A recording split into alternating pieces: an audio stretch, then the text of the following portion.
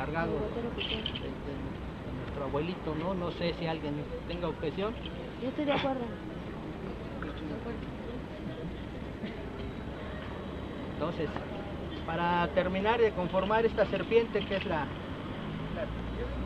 mezcal, ¿no? Nos quedaría junto con el abuelo, nos queda el fuego y yo propongo a Betsabe para que lleve el fuego. Si hay alguien que proponga algo más. Yo estoy de acuerdo. Es la única que Obviamente, pues está bien.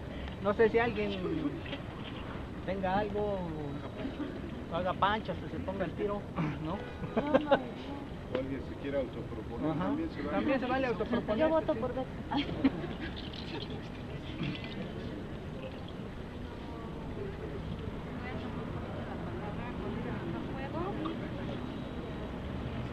A veces algunos podemos venir. Entonces yo siento que,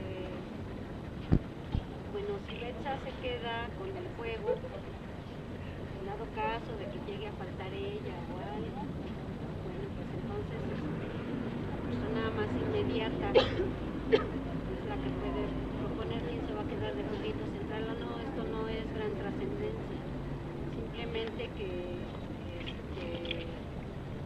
traigan su jueguito, no importa quién se vaya a quedar o no, aquí, allá o allá. El juego, de hecho el juego no se dice yo trabajo el juego, el jueguito no necesita que lo trabajemos nosotros, los elementos trabajan por sí solos, y lo único que cuenta es la intención que uno le pone a las cosas, y eso es lo que es.